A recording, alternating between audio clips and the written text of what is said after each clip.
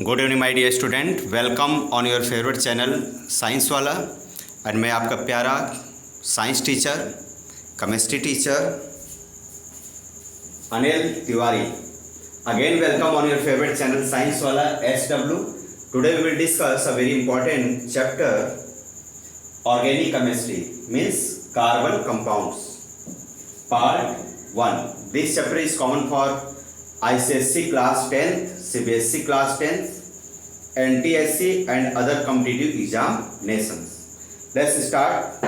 First of all, we are going to discuss what is organic compound. Actually, the compounds containing carbon are called as organic compound, but it is not the exact definition of carbon compounds. First of all, we summarize or introduce what is carbon compounds. We know that carbon is a very important non-metal. The name carbon is derived from the Latin word carbo, which means coal. Derived from carbo, which means coal. Okay, it is Latin word. It is Latin word. Okay, my dear student.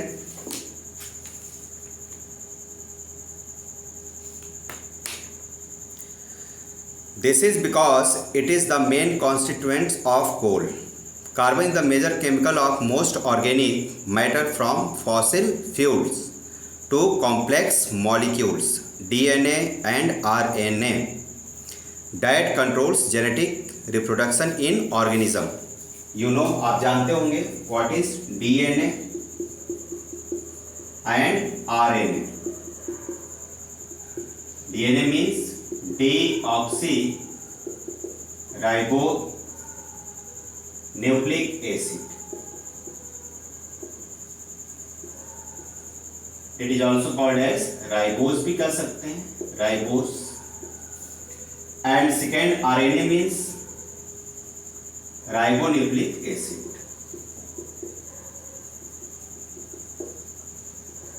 It is also organic. Okay, it is genetic material. Okay, which control reproduction or genetic characters in living organism, plants and animals. Okay बच्चों, I hope हमारी बात आप समझ गए होंगे. That control genetic reproduction in organism, who DNA and RNA. Okay, yet carbon is not one of the most abundant elements within the earth crust and in the atmosphere. Okay, the earth crust has only 0.02% carbon in the form of minerals like carbonates means metal carbonates, hydrogen carbonates means bicarbonates, metal bicarbonates, coals and petroleum. And the atmosphere has only 0.03% of carbon dioxide. In spite of this small amount of carbon available in nature, the importance of carbon seems to be immense, because carbon forms innumerable compounds by combining with other elements with covalent bonds. Okay, single covalent bond, double covalent bond and triple covalent bond. We have discussed in deeply according what is chemical bonding. We have made a separate video for this lecture. Okay बच्चों. Okay, I proceed. Most of our food contains various compounds of carbons like protein, fats, carbohydrates, vitamins, okay, etc. Fossil fuels such as coal and petroleum are used in run vehicles, factories and power plants, and provides vast amount of useful energy. The materials like cotton, silk, wool, nylon and polyester which are used for making clothes are carbon compounds. Soap and detergents used as cleansing agents and most of the medicines we use are made up of carbon compounds. The paper, plastic, rubber and leather are also made up of carbon compounds. Okay my dear student, so this is a brief introduction of this chapter carbon compounds. Okay, let's start. What is organic compound, क्या पढ़ना है। और भाई जरा हम लोग अपनी language में आ जाएं, ज़्यादा इंग्लिश बोलेंगे तो ना आप समझ पाएंगे ना हम समझा पाएंगे। भाई जरा अपनी भाषा में पढ़ा जाए इस चैप्टर को। देखो बच्चों, ऑर्गेनिक कंपाउंड्स जो है ये पहले ये माना जाता था कि ऑर्गेनिक कंपाउंड सिर्फ लिविंग से ही ऑब्टेन हो सकता है। तो सबसे पहले बच्चों दिया गया था vital force theory. Vital force theory, okay. According to theory, organic compounds only obtain from living organism, only obtain from living organism according to this law or theory. This law theory was given by Berzelius. इस theory के according ये था कि organic compound को हम लोग lab में synthesise नहीं कर सकते, okay. But in 1828 Friedrich Wohler form urea. क्या फॉर्म किया बच्चों? Urea, NH2 CO NH2। It is the first organic compound synthesized in lab by Frederick Wöhler in 1828 and discarded the vital force theory। तो सबसे पहले Frederick volar ने 1828 में urea को बना के ये प्रूफ कर दिया कि हम लोग ऑर्गेनिक कंपाउंड को लैब में भी बना सकते हैं। ऐसा नहीं कि कोई फोर्स यानी कोई भगवान की शक्ति होती है ऑर्गेनिक कंपाउंड बनाने के लिए। ओके बच्चों, ओके माय डियर स्टूडेंट। तो 1828 में फ्रेडरिक वोलर ने ये प्रूफ कर दिया कि ऑर्गेनिक कंपाउंड को हम लोग लैब में भी बना सकते हैं। और फर्स्ट ऑर्गेनिक कंपाउंड जो लैब में बना था, it is called as urea. It is the main constitute of urine. हमारे यूरिन में भी यूरिया होता है। अच्छा, कैसे बनाया था देखिए, NH4Cl, it is called as ammonium. NH4 means ammonium और Cl मीन्स क्लोराइड।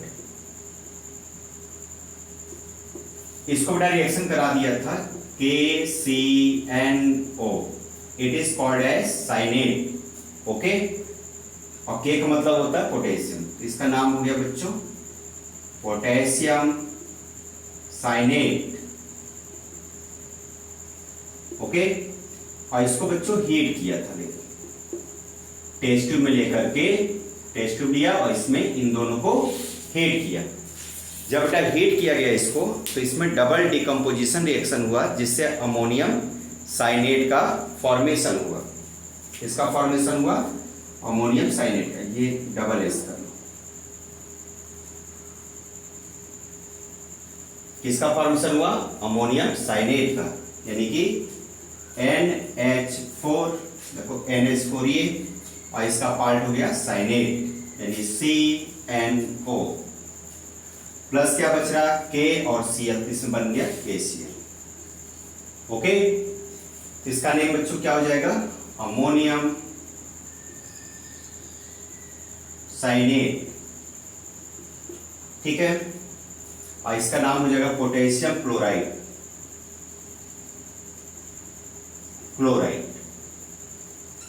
और देखिए जो अमोनियम साइनेट होता है ये अनस्टेबल होता है, ओके। इससे बेटा ये ब्रेक होकर के यूरिया में कन्वर्ट हो जाता है। तो ध्यान समझिएगा, ये कैसा होता है? अनस्टेबल। ये फिर से रीअरेंज हो जाता है, रीअरेंजमेंट हो जाता है। कैसे बच्चों? देखो NH4CNO, तो है तो अनस्टेबल, तो फिर से ये ब्रेक होता है, ब्रेक होकर के फिर नया कंपाउंड बनाता है, इसे बोला जाता है रीअरेंजमेंट। Rearrangement, okay. और क्या बनेगा ध्यान से देखिएगा, देखो ये बन जाएगा कि नहीं, NH2CONH2, काउंटिंग करिए, N 2N, देखिए N 2N है, तो मैं रेड से इसको अंडरलाइन कर देता हूँ। N 2N के एटम, इधर देखिए N 2N के atom, H4 2H, okay, C&O, it is called as urea.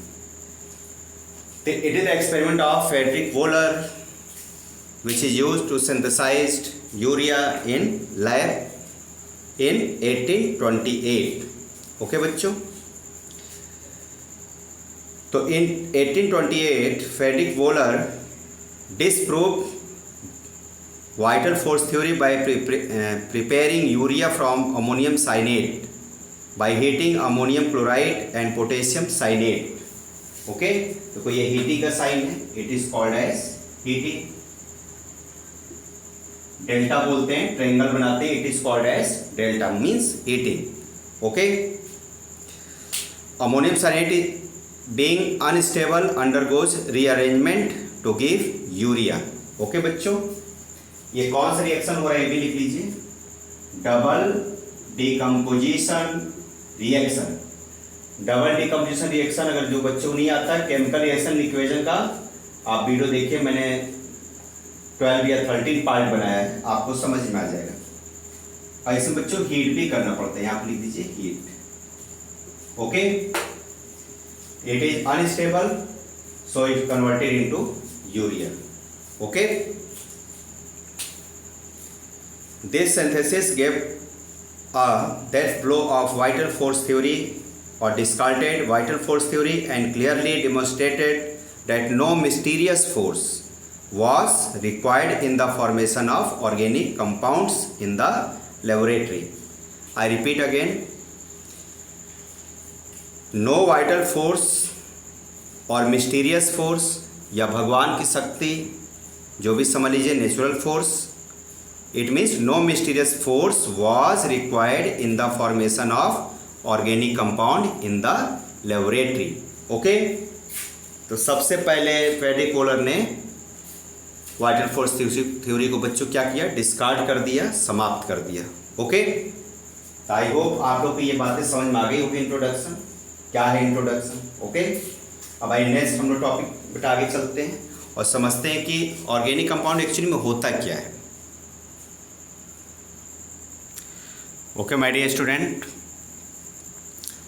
देखिए डेफिनेशन होती है, hydrocarbons and their derivatives are called carbon compounds. ध्यान समझिएगा, हाइड्रोकार्बन और उनसे बने हुए, डिराइव मतलब उससे जो डिराइव हुए, उससे बने हो, उससे पैदा हुए हों, उसे क्या बोलते हैं, कार्बन कंपाउंड्स। कार्बन कंपाउंड्स को बच्चों और क्या कहा जाता है, कहाँ गया, कार्बन कंपाउंड्स या ऑर्गेनिक कंपाउंड्स, एक ही बात है, okay. Are called organic compounds और carbon compounds and the branch of chemistry which deals with the study of organic compounds या carbon compounds is called as organic compounds, okay. Example समझते हैं अपनी भाषा में। देखो बच्चों, हाइड्रोकार्बन का मतलब क्या होता है, ऐसे कंपाउंड जिसमें बेटा C और H हो, क्या हो, C एंड H। जैसे आपने एग्जाम्पल लिखा CH4, इसको बच्चों कहा जाता है मीथेन गैस, सब लोग जानते होंगे। अच्छा, डिराइवेटिव्स का मतलब क्या हुआ, जो इससे डिराइव हो, जैसे ध्यान समझ लो, जैसे बच्चों ने लिख दिया CH4 का स्ट्रक्चर कैसा होता है, मैं थोड़ा बता रहा हूँ, या इसी में समझ लो, 4 है ना, एक H को माइनस कर दो, क्या बचेगा, CH3, ओके। इसको बेटा बोला जाता है मिथाइल, ऐसे हमारों ने जोड़ दिया Cl, इसका नाम क्या हो जाएगा बच्चों, मिथाइल क्लोराइड। तो देखिए ये तो हो गया हाइड्रोकार्बन, ये हो गए डिराइवेटिव्स ऑफ हाइड्रोकार्बन। ओके, इस डिफिनेशन मतलब क्या है, हाइड्रोकार्बन यानी जिसके अंदर हाइड्रोजन हो और कार्बन हो, these are called as hydrocarbon. Those organic compounds which contains or made up of carbon and hydrogen are called as hydrocarbon, and the compounds which derive from hydrocarbons are called as derivatives of hydrocarbon. For example, methane gas is hydrocarbon and methyl chloride is derivative of hydrocarbon, मतलब उससे बना हुआ। ये father हो गया, ये उसका बच्चा हो गया, बेबी हो गया। ओके बच्चों, ये पेरेंट, ये उससे डिराइव हुआ, बॉर्न हुआ। ओके, अब देखिए ऑर्गेनिक जो कंपाउंड्स होते हैं उसको पहचाना कैसे जाता है। ऐसा नहीं कि जिसमें कार्बन हो उसे कार्बन कंपाउंड कहते हैं, ऐसा नहीं, ध्यान समझिएगा। रूल बच्चों ये होता है, ध्यान सुनना। जैसे आपसे कहा है कि ये बताइए इसमें कौन कौन से ऑर्गेनिक कंपाउंड है, तो इसका एक रूल होता है, ध्यान सुनना। देखिए ऑर्गेनिक कंपाउंड्स के मतलब अगर और डेफिनेशन लिखे तो क्या लिख सकते हैं, दोज कंपाउंड्स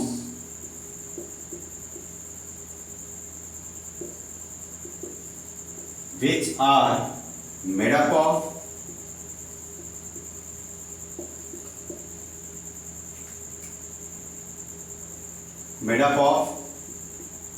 ध्यान समझना, कार्बन। देखिए सबसे स्टार्टिंग में क्या आना चाहिए बेटा, कार्बन, इसके तुरंत बाद H आना जरूरी है, ध्यान समझिएगा। Carbon then hydrogen and other element, carbon hydrogen and other elements. Other element क्या हो सकता है, N हो सकता है, O हो सकता है, S हो सकता है, P हो सकता है। ओके बच्चों, और क्या हो सकता है, X हो सकता है। X का मतलब होता है fluorine, fluorine, bromine, iodine, these are called as X। X का बेटा मतलब होता है हैलोजन। हैलोजन का मतलब होता है सॉल्ट फॉर्मिंग एलिमेंट्स। इन एलिमेंट्स का बेटा यूज किया जाता है सॉल्ट को फॉर्म करने में। जैसे आप याद करिए NaCl, देखो ध्यान समझिए, जैसे लिखा आपने NaCl कॉमन सॉल्ट। देखिए इसमें Cl का यूज हुआ है कि नहीं, देखो ये Cl है। तो ये जितने भी एलिमेंट है फ्लोरीन, क्लोरीन, ब्रोमीन, आयोडीन, ये सॉल्ट बेटा बनाते हैं, इसलिए इनको बोला जाता है halogens, means salt forming elements. Okay, ये दिख रहा है कि नहीं, मैं इधर लिख देता हूँ थोड़ा सा, NaCl। देखिए इसमें Cl का यूज हुआ, मतलब ये सॉल्ट फॉर्मिंग एलिमेंट्स है। NaCl क्या होता है बच्चों, common salt. Okay okay my dear student, अब भाई कुछ एग्जांपल्स मैं लिखता हूँ, आप बताइए कि इसमें कौन ऑर्गेनिक है कौन ऑर्गेनिक नहीं है, ध्यान समझिए। ठीक है, फर्स्ट एग्जांपल इज CH4। जरा याद रखना कि ये फर्स्ट ऑर्गेनिक कंपाउंड है। अगर आपसे कहा जाए कि ऑर्गेनिक केमिस्ट्री की स्टार्टिंग का सबसे फर्स्ट कंपाउंड कौन सा है, तो मीथेन है। इससे छोटा बेटा कोई कंपाउंड एग्जिस्ट नहीं करता। और आपको सुन के मतलब ये वंडर होंगे, आश्चर्य होगा कि ट्रिलियंस मिलियंस बहुत सारे कंपाउंड कार्बन अकेले बना सकता है। टोटल एलिमेंट्स कितने हैं, 119, जिसमें कार्बन अकेले बनाता है मिलियंस, ट्रिलियंस, करोड़ों, अरबों। और इसके अलावा जो 118 एलिमेंट्स हैं वो बेटा सिर्फ बनाते हैं 2 lakhs के आसपास कंपाउंड। तो कार्बन बेटा बहुत बड़ी मतलब कैपेसिटी है, 2 प्रॉपर्टीज जिसे बोलते हैं कैटिनेशन एंड टेट्रा वैलेंसी। इसके बारे में हम आगे भी डिस्कस करेंगे। First part is introduction to organic chemistry. Okay, देखो it is hydrocarbon C2H6, it is also hydrocarbon। C3H8, it is also hydrocarbon। चलो ध्यान समझिए, ये ऑर्गेनिक है कि नहीं। जैसे आपसे पूछा है कि ऑर्गेनिक है कि नहीं, ध्यान देखिए क्या हमने बताया था, C आना चाहिए और तुरंत H आना चाहिए, इसके बाद जो भी है उससे मतलब नहीं। तो ध्यान देखो CH आ रहा है, कितने कार्बन है? 1 कार्बन को बच्चों मेथ कहा जाता है। इसमें कितने कार्बन है? तो सी के बाद एच आ रहा है, कितने कार्बन है? 2 को बच्चों केमिस्ट्री में बोला जाता है एथ, ETH। ओके, थर्ड देखिए 3 कार्बन आ रहा है, इसको बच्चों बोलते हैं प्रोप। ओके, एंड फोर्थ मान आपने लिख दिया C4H10, कितने कार्बन? 4, इसका नाम बच्चों होता है ब्यूट। देखिए मैं कैसे लिख रहा हूं, ध्यान देखिए, 1 कार्बन बढ़ाइए 2 hydrogen, 1 carbon 2 hydrogen, 1 carbon 2 hydrogen. आप और भी बढ़ा सकते हैं, 1 कार्बन कितना हो गया? C5, 2 कार्बन बढ़ा दिए 12। इस तरह आप लिखते चले जाइए, और ढेर सारे आप ट्रेनियस कंपाउंड लिख सकते हैं। इसमें बेटा 5 कार्बन को बोला जाता है पेंट। आप सबके आगे एन वर्ड ऐड कर दो, देखो ध्यान समझना, ANE ANE ANE ANE ANE। देखिए तो कंपाउंड का नेमिंग करना बहुत ही आसान होता है। और हमारे बेटा ध्यान समझना, जो ब्यूटेन है ये LPG का जो आप यूज करते हैं सबसे ज्यादा क्या पाया जाता है? ब्यूटेन। ये भी होते हैं मिथेन, इथेन, प्रोपेन भी होता है, लेकिन मेन कॉन्स्टिट्यूएंट्स क्या है? LPG का, लिक्विडिफाइड पेट्रोलियम गैस जो घर पे सिलेंडर खाना बनता है, ब्यूटेन है। ओके, देखिए सारे ऑर्गेनिक कंपाउंड है। लेकिन आप जरा बताइएगा, अगर आपसे मैं और एग्जांपल पूछता हूं, जैसे कुछ रफ कर देता हूं इसको,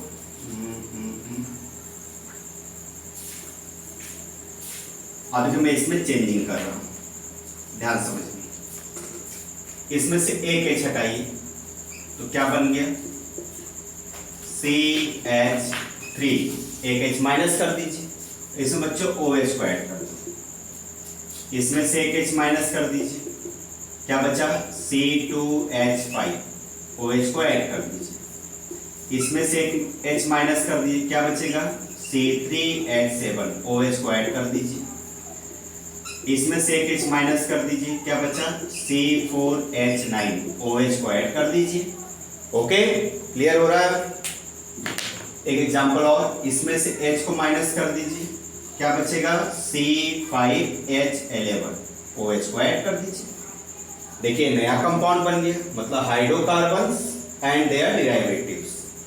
तो हाइड्रोकार्बन भी ऑर्गेनिक कंपाउंड होते हैं और उनके डिराइवेटिव भी ऑर्गेनिक कंपाउंड है। अब देखिए रूल देखिए, C के बाद H आ रहा, यानी सारे क्या है? ऑर्गेनिक कंपाउंड है। तो अब इसका नाम क्या होगा? पहले नाम क्या था इसका? METH, ANE को ऐड किया था ना। अब इसमें देखो कार्बन कितना है? 1, यानी METH और AN ऐड करो, E को मत ऐड करना, आगे मैं रूल अभी सिखाऊंगा, आज इंट्रोडक्शन पढ़ा रहा हूँ, वो टेंशन ना लो, अभी मैं नॉमेनक्लेचर पढ़ाऊंगा तो पूरे रूल्स बताऊंगा। E को हटा दीजिए, AN। अब बेटा ये एल्कोहल है, एल्कोहल जो वाइन शराब जिसको बोलते हैं आप, उसी कैटेगरी का है ये। तो ये लास्ट में ना OL को ऐड कर दो, मेथेनॉल। इसमें देखिए कितने कार्बन? 2, ETH, इसमें कितने? प्रोप, इसमें कितने? 4 है तो 4 क्या लिखेंगे? ब्यूट, इसमें 5 क्या लिखेंगे? पेन। अब मैं सबका नेम आपको बता रहा हूं, इसमें बेटा लिखो AN और OL को ऐड कर दो, AN OL को ऐड कर दो, AN OL को ऐड कर दो, AN OL को ऐड कर दो। देखो ये सारे बन गए एल्कोहल। और जो वाइन आपको कहते हैं, वाइन किससे बनाया जाता है? ये ethanol. It is also called as ethyl alcohol. Okay बच्चों, आई होप आपको इंट्रोडक्शन समझ में आ गया होगा। ये all these are organic compounds. Okay, और देखिए मैं कुछ एग्जाम्पल ऐसे लिख रहा हूँ जो आपको सोच के बताना है कि ये है कि नहीं। देखिए अदर एग्जाम्पल सर,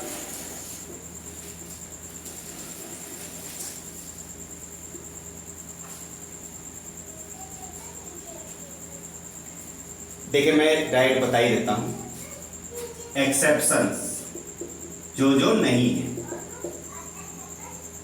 मतलब कार्बन तो है लेकिन वो ऑर्गेनिक नहीं है, कार्बन होते हुए उसे ऑर्गेनिक नहीं माना जाता। ध्यान समझना, जैसे बेटा फर्स्ट है ऑक्साइड ऑफ कार्बन, एक हो गया बच्चों CO, ऑक्साइड मतलब जिसके साथ ऑक्सीजन ऐड हो, एक बच्चों हो गया CO2। इसको बेटा बोला जाता है carbon monoxide gas. Monoxide gas बेटा पॉइजनस होती है gas,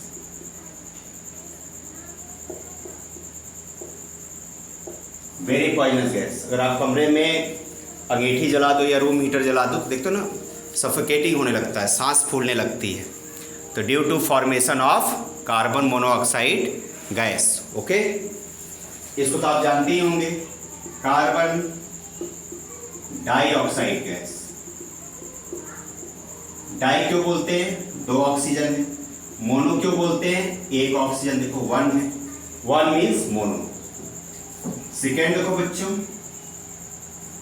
metal carbonates. Metal carbonate मतलब जैसे लिखा हो Na2CO3, लास्ट में CO3 लिखा हो, तो ये भी ऑर्गेनिक नहीं है। क्यों नहीं है? देखो ध्यान समझो, C के बाद H नहीं आ रहा, इसका मतलब ये ऑर्गेनिक नहीं है। ऑर्गेनिक के लिए क्या होना चाहिए? शुरू में C और तुरंत H आना चाहिए। इन दोनों में C तो आ रहा लेकिन H नहीं आ रहा है। इसमें देखो C मिडिल में आ रहा है, इसलिए भी ऑर्गेनिक नहीं है। आप और लिख सकते हैं MgCO3, CaCO3, ZnCO3, बहुत सारे लिख सकते हैं एटसेट्रा। और क्या थर्ड बेटा जो एक्सेप्शन केस है, थर्ड मेटल बाई कार्बोनेट। देखिए बाई को हाइड्रोजन भी कहा जाता है, तो आप लिख सकते हैं मेटल बाई कार्बोनेट या metal hydrogen carbonate, both are same. देखिए जैसे खाने में soda NaHCO3, sodium bicarbonate. Okay, baking soda है, बेकिंग सोडा इसको बोलते हैं खाने में सोडा, सोडियम बाई कार्बोनेट और sodium hydrogen carbonate, both are same. Okay बच्चों, और क्या एक्सेप्शन है? Fourth metal carbide. कार्बाइड्स क्या होता है? लास्ट में कार्बन आए, Ci, जैसे फॉर एग्जांपल CaC2, इसका बच्चों नाम होता है कैल्शियम, लास्ट में C है, C को बच्चों कहा जाता है कार्बाइड, BIDE। ओके, और लिख सकते हैं AlC3, इसका मतलब हुआ है एल्युमिनियम कार्बाइड। ओके, ताकि आपको इतनी बात समझ में आ गई होगी। और भी एक्सेप्शन केस है, कहाँ लिख दूं? चलो यहाँ लिख देता हूँ, उसको रफ कर देता हूँ।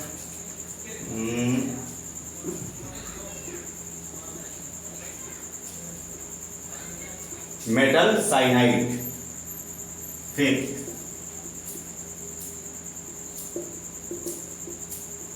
जैसे कहा केसियन, जिसके लास्ट में Cn होता है उसे साइनाइड बोलते हैं, इसका नाम हो जाएगा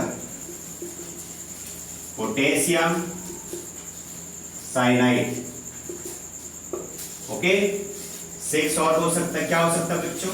मेटल साइनेट। ओके, जैसे आप लिख दो KCNO, CNO जो होता है इसको बच्चों बोलते हैं साइनेट। अभी उन्होंने पढ़ा था जिससे यूरिया का फॉर्मेशन हुआ था, इसका यूज किया गया था, आपको देख लेना लेक्चर पीछे करके। और भी बहुत सारे हैं लेकिन ये सब मेन है।